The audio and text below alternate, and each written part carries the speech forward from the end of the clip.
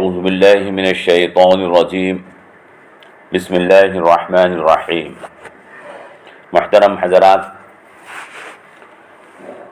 اس سے پہلا درس حضرت سلیمان علیہ السلام کے سلسلے میں سورۃ النمل کی آیت نمبر 16 سے آیت نمبر 30 تک آپ کی خدمت میں پیش کیا گیا تھا۔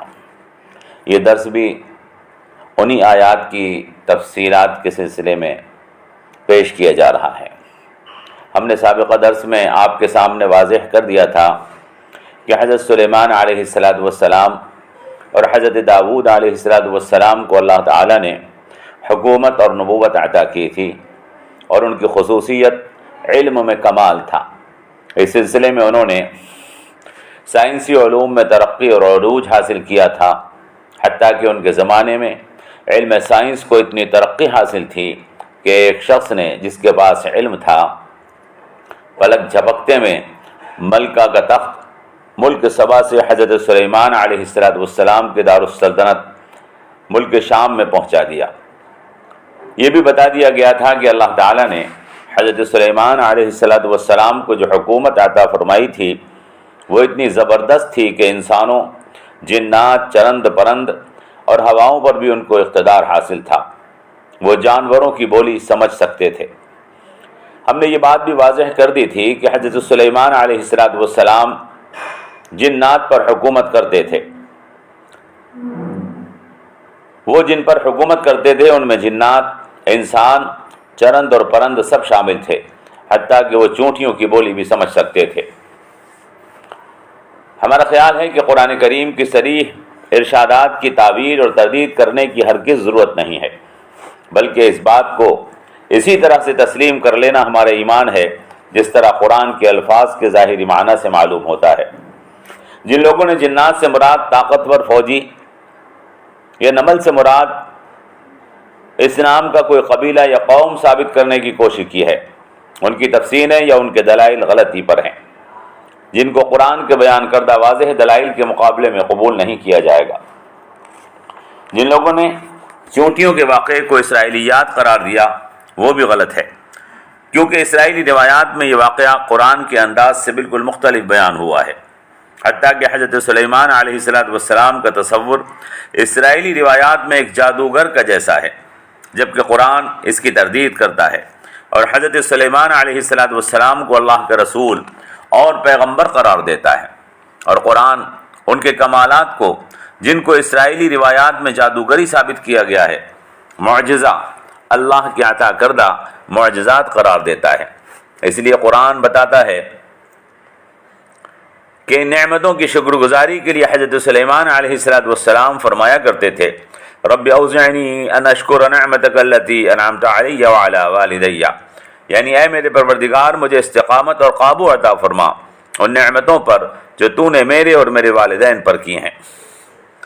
گویا وہ رب العالمین سے التجا کرتے تھے، مجھے اپنے اوپر قابو عطا فرما تاکہ میں ان نعمتوں کا جو تو نے مجھے عطا کی ہیں درست استعمال کروں اور ان پر تیری شکر گزاری کروں۔ اس سے یہ ثابت ہوتا ہے کہ حضرت سلیمان علیہ السلام اللہ کی عطا کردہ نعمتوں کے ذریعے سے ان سب چیزوں کے مالک تھے۔ اسی طرح جن لوگوں نے کہا کہ ہدہد سے مراد پرندہ نہیں بلکہ کسی انسان کا نام ہے جو محکمہ جاسوسی کا سربراہ تھا، یہ بھی قرآن کے انداز بیان کے خلاف ہے، کیونکہ قرآن اس کو الطیر کہہ رہا ہے، اور الطیر پرندے ہی کو کہتے ہیں۔ فوجی دستے کے معنی میں اس کا استعمال کرنا قرآن کے خلاف ہے، جو واضح زبان اور عربی مبین میں نازل کیا گیا ہے۔ اس بات کے کئی اشارے پورے کلام میں موجود ہیں کہ ہدہد پرندہ ہے، انسان نہیں ہے۔ پہلی بات جو اس سلسلے میں سمجھنے کی وہ یہ ہے کہ منطق الطیر یعنی پرندوں کی زبان کا علم حضرت سلیمان علیہ السلام کو حاصل تھا۔ اس بات کو خصوصیت کے ساتھ قرآن نے بیان کیا ہے، اور اس کا بیان کرنا یہ بتاتا ہے کہ یہ انسانی زبان نہیں تھی بلکہ پرندوں کی زبان کا ذکر ہے۔ دوسرا ارشاد لشکروں کے سلسلے میں ہے، وحشر علی سلیمان جنودہ من الجن والانس والطیر، اور جمع کیے گئے سلیمان کے لیے ان کے لشکر جنات، انسانوں اور پرندوں سے۔ یہاں بھی طیر سے مراد پرندہ ہے، اور یہ لفظ طیر اپنے حقیقی معنی پرندہ میں یہاں استعمال کیا گیا ہے، ورنہ انسانوں کا ذکر اس سے پہلے آ چکا ہے۔ آگے ارشاد ہے، حضرت سلیمان نے ہدہد کو غائب پایا تو کہا لَأُعَذِّبَنَّهُ عَذَابًا شَدِيدًا أَوْ لَأَذْبَحَنَّهُ، میں اس کو سخت سزا دوں گا یا ذبح کر دوں گا۔ انسان کے لیے لفظ ذبح نہیں بولا جاتا، بلکہ انسان کے لیے لفظ لَأَقْتُلَنَّهُ بولا جاتا، یعنی میں اس کو قتل کر دوں گا۔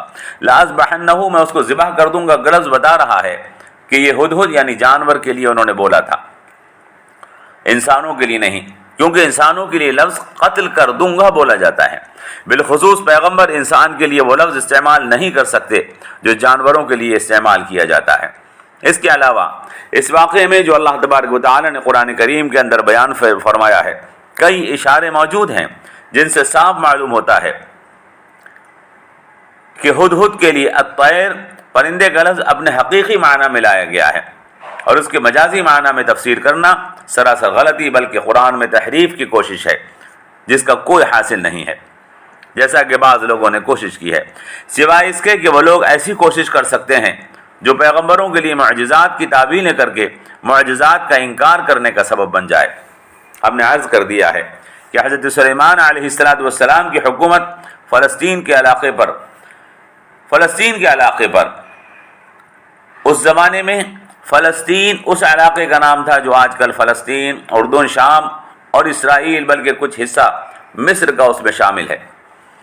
ملکہ سبا کا نام اسرائیلیات میں بلقیس بتایا گیا ہے، اور وہیں سے قرآن کی تفسیروں میں مفسرین نے اس کا نام یہ ذکر کر دیا ہے۔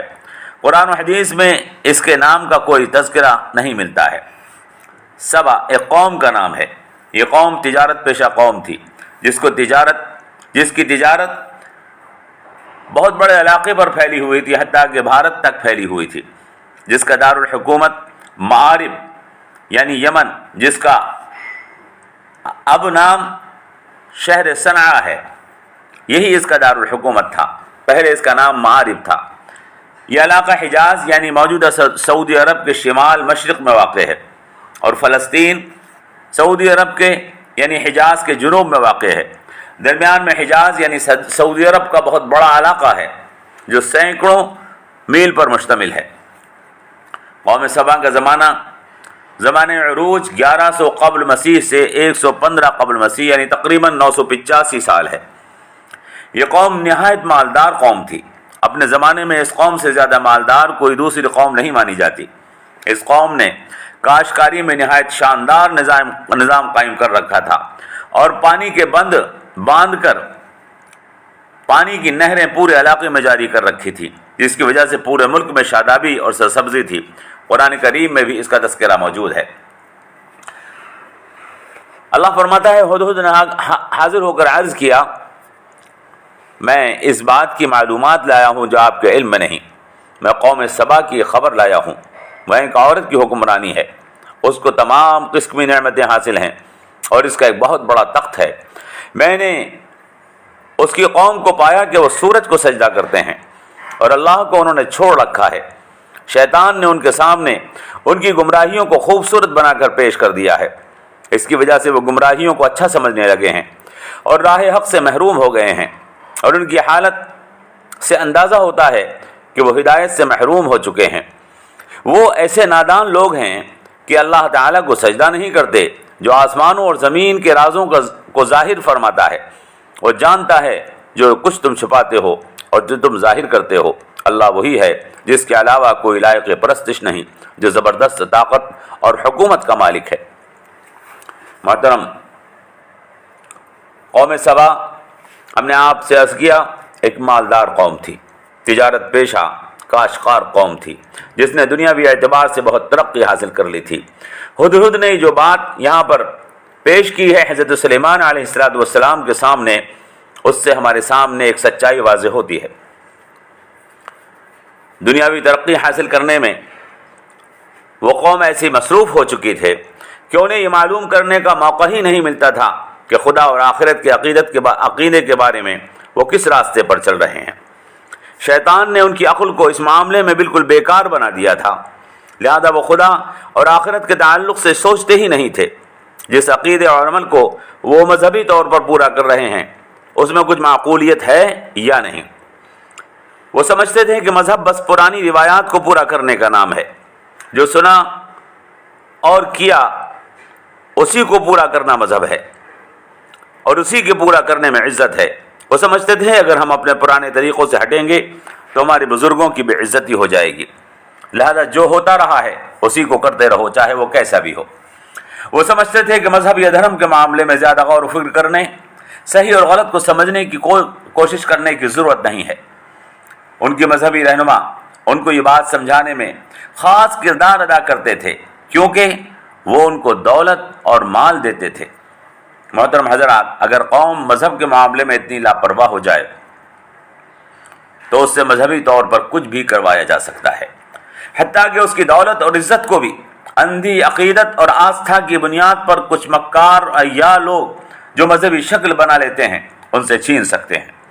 بلکہ تاریخ گواہ ہے کہ اندھی تقلید اور دھارمک آستھاؤں کو طاقتور بنا کر مذہبی قسم کے لٹیروں نے لوگوں سے ان کا مال، عزت اور سب کچھ چھین لیا ہے۔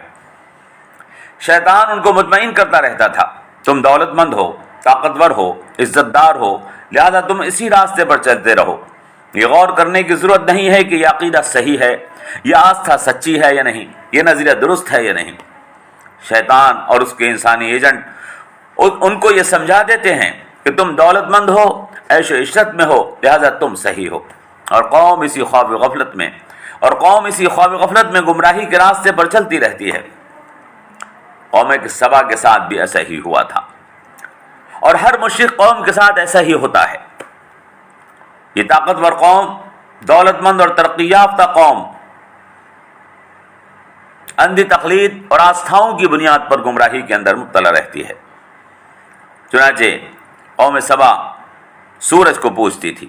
سورج جو مخلوق ہے، خدمت گزار ہے، روشنی اور گرمی کا خزانہ ہے، یہ لوگ اس کو پوجتے تھے اور اس کے خالق کو بھول گئے تھے جس نے سورج جیسے خدمتگار کو پیدا کر کے ان کی خدمت پر لگا دیا ہے۔ وہ خدا جس کی نشانیاں پوری کائنات میں پھیلی پڑی ہیں، جو دانے کو زمین سے نکالتا ہے، جو مردوں کو زندہ کرتا ہے، جو بارشیں برساتا ہے، اس کو بھول کر یہ دنیا دار دانشمند عقیدہ آخرت کے معاملے میں بالکل بدھو ثابت ہو رہے تھے۔ یہاں اللہ کی دو صفات کو خاص طریقے سے ذکر فرمایا گیا ہے۔ پوشیدہ چیزوں کو ظاہر فرمانے والا، یخرج الخبء فی السماوات والارض، اس کا علم ہر چیز پر حاوی ہے، وَيَعْلَمُ مَا تُخْفُونَ وَمَا تُعْلِنُونَ۔ ان دو صفات کو یہاں بالخصوص ذکر کرنے کا مقصد کیا ہے؟ عزیزو، سورج ایک مشین کی طرح سے ہے جس کو آپریٹ کیا جا رہا ہے۔